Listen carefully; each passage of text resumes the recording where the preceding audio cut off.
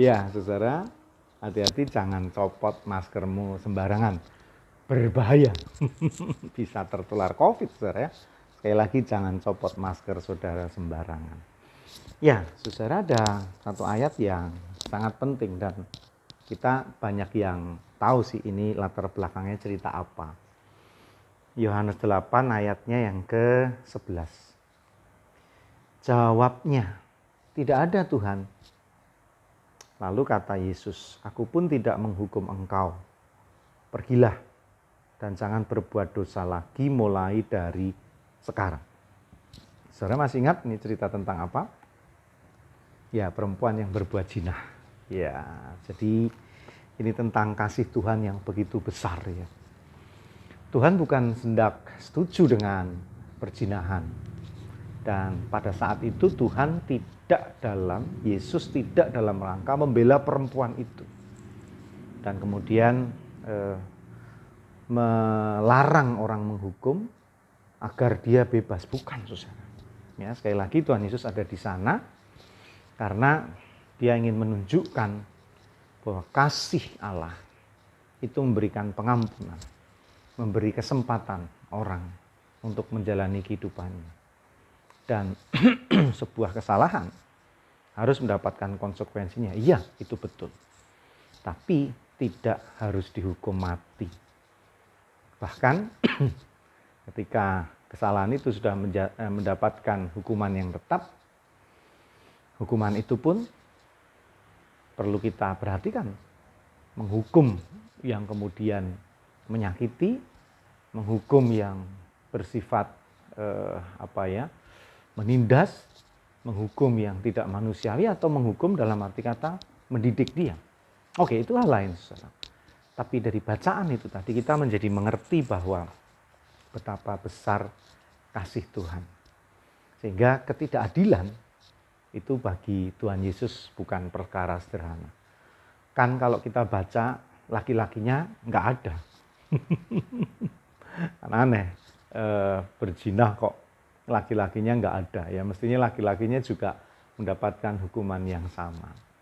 Ya, berzina adalah salah satu kesalahan besar dalam hukum orang Yahudi. Dan memang hukumannya adalah rajam. Nah, dalam kehidupan ini, saudara, kita bisa saja berbuat salah. Bisa, saudara, sangat bisa. Nah, kalau dalam kaitannya rumah tangga, salah satu kesalahan serius yang kita lakukan dalam berumah tangga adalah perceraian. Tuhan tidak pernah setuju dengan perceraian. Tidak pernah setuju. Tapi pada kenyataannya, beberapa orang Kristen harus mengalaminya.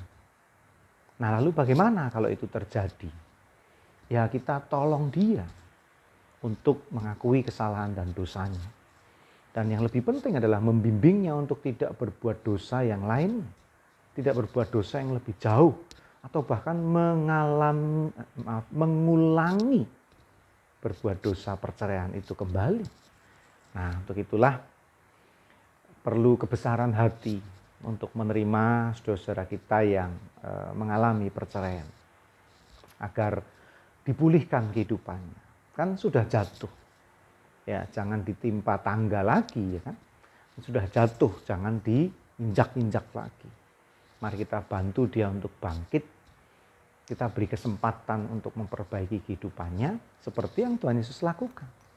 Pergi dan jangan berbuat dosa lagi dari sekarang. Karena dosa yang besar itu sebetulnya tidak layak diampuni. Sebetulnya tidak layak diampuni. Tapi Tuhan memberi kesempatan orang untuk memperbaikinya. Nah, terlebih penting dari itu adalah ya mengusahakan perdamaian, bukan perceraian.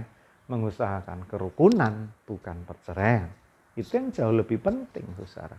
Nah, untuk itu sekali lagi, pernikahan Kristiani adalah pernikahan yang dipersiapkan sedemikian rupa dengan sangat serius. Ya, tidak boleh diburu-buru, tapi dipersiapkan dengan baik, karena jangan sampai apa yang dituliskan dalam Matius 19 itu ya, tentang perceraian itu jangan sampai terjadi, saudara. Kita mengusahakan bersama-sama, bahu-membahu, tolong-menolong untuk jangan sampai terjadi, saudara. Itu lebih penting.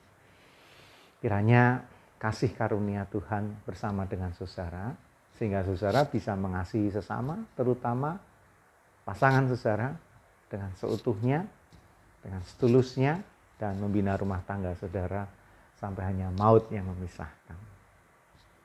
Tuhan memberkati, masih bersama dengan saya, Pendeta Yudi dalam Renungan Emas. Esok masih ada solusi.